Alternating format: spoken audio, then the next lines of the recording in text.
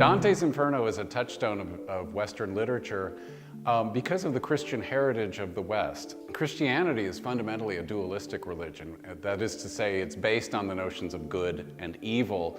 There's a reward for goodness, which is heaven, and punishment for evil, which is hell.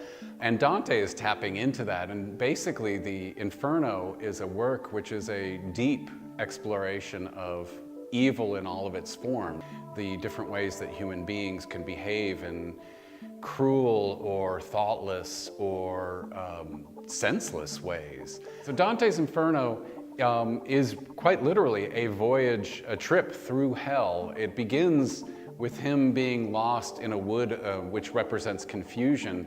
And in order to get out of this state of confusion, he is led to visit the underworld, the afterlife, to get a sense of evil, to understand evil, and then to come to understand goodness after he has come to that understanding. Namely, to separate out this question of good and evil, as I said, which is intrinsic to Christian thought. And this isn't just what happens after death, it is the true state, again, from a medieval Christian point of view, that is the true state of reality and the true state of the human being.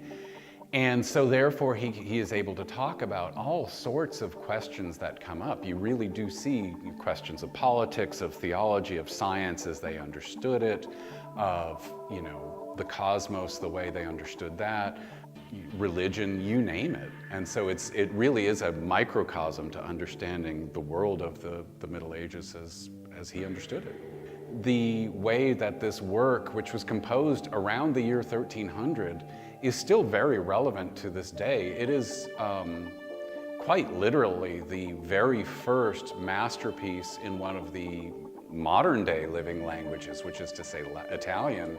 And to the extent that it is still very relevant, still very contemporary. There is a very modern feel to this work, again, notwithstanding the fact that it's a 700-year-old work. One of the things that speaks very highly of this work is the fact that a lot of artists and writers are continually trying to update it to the contemporary world. Whether you're dealing with new translations, trying to make it relevant in, let's say, modern day English, giving it artistic basis. There was an illustrator about 10 or 15 years ago named Sando Burke, and he set Dante's Inferno in his illustrations in a type of modern day Los Angeles.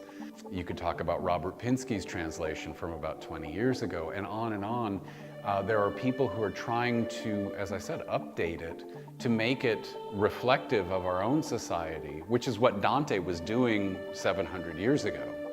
So please join me in traveling through Dante's underworld. It will be a fascinating experience to explore not only a medieval understanding of sin and human depravity, but from our own perspective, we can bring our own perspective to the question this October through the Humanities Seminars program.